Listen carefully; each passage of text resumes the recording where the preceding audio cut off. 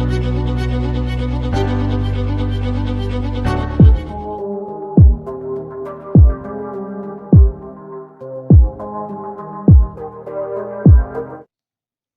Guys, this is Shashank Agrawal. Welcome to our channel being doctor. आज हम लेकर आए हैं एक नया topic, that is AYUSH department. जी हाँ, आज हम आयुष के बारे में पढ़ेंगे। देखिए, हर कोई आप में से जानता है कि जो आयुर्वेद है वो आयुष का ही एक पार्ट है। तो हम कह सकते हैं सिर्फ आयुर्वेद ही नहीं, होम्योपैथ हुआ, यूनानी हुआ, ये सिद्धा हुआ, ये सब भी आपके आयुष डिपार्टमेंट के अंदर या आयुष के ही पार्ट हैं। जैसे अगर आयुष की फुल फॉर्म देखें तो ए से आयुष हो जाता है, वाई से योगा, यू से यूनानी, एस से सिद्धा और एस से होम्योपैथी हो जाता है। यानी आयुष का हर एक लेटर एक ब्रांच को, एक स्ट्रीम को, एक चिकित्सा पद्धति को निर्धारित करता है। ठीक, चलिए तो बात करते हैं आयुष आया कब और कैसे। देखिए क्या हुआ, जैसे मैंने आपको बताया था, क्या कहते हैं, अगर आप लोगों ने अष्टांग की वीडियो देखी है या अष्टांग पढ़ी है, तो आयुर्वेद का अवतरण क्यों हुआ था? क्योंकि जब पृथ्वी लोक पर व्याधियां बढ़ने लग गई थी, पृथ्वी लोक पर व्यक्तियों की या लोगों की मौत समय से पहले होने लग गई थी, लोग परेशान थे, जिस कारण एक चिकित्सा पद्धति की आवश्यकता पड़ी।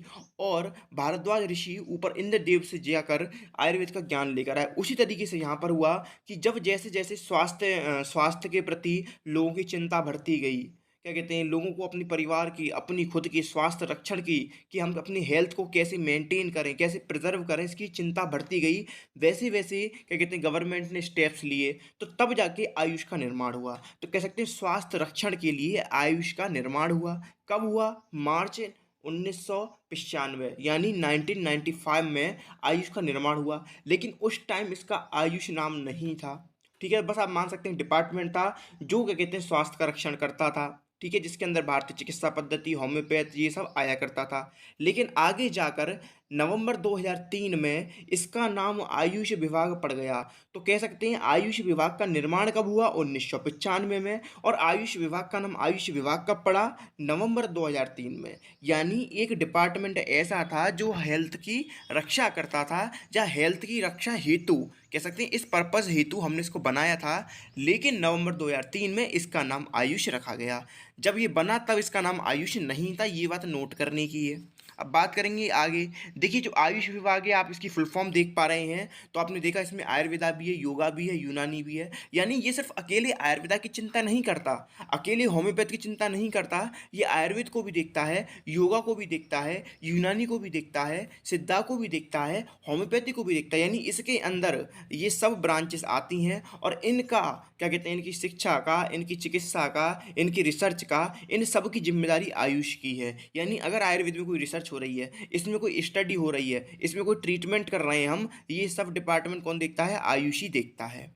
ठीक है, अब बात करें इसलिए और क्या क्या करता है। तो देखिए, ये क्या कहते हैं, बेसिकली आयुष, आयुर्वेदा, होम्योपैथ, इन सब के स्टडी लेवल की पढ़ाई कैसे चल रही है कॉलेज में, क्या सिलेबस होना चाहिए, ये सब डिसाइड करता है। जितनी भी दवाइयाँ हैं उनकी गुणवत्ता, कहीं ये लो क्वालिटी के ड्रग्स तो नहीं है, ये सब देखता है।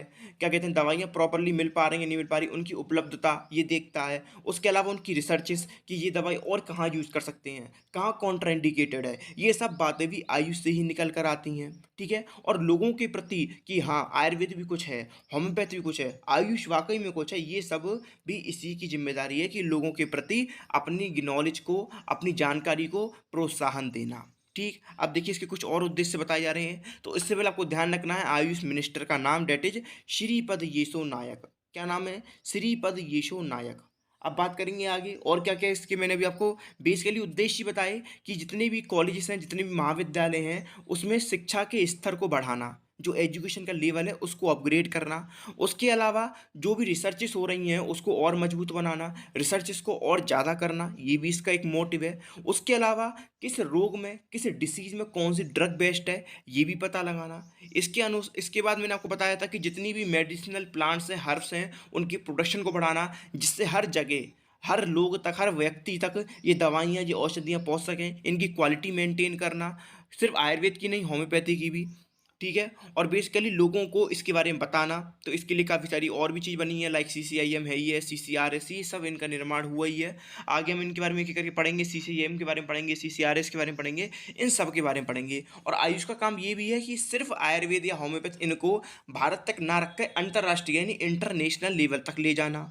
ठीक है। लाइक काफ़ी जगह आज आपने सुना होगा आयुर्वेद का डंका काफ़ी जगह बजता है, लाइक जर्मनी, चीन, मलेशिया, अमेरिका, श्रीलंका, इन सब जगह पर भी आपका आयुर्वेद है। लोग उसको फॉलो कर रहे हैं और दिन पे दिन इसकी बढ़ोतरी होती जा रही है, ठीक। और इसके अलावा क्या कहते हैं, जगह जगह आयुष की एक तरीके से ब्रांचेस या मोबाइल ब्रांचेस खोलना।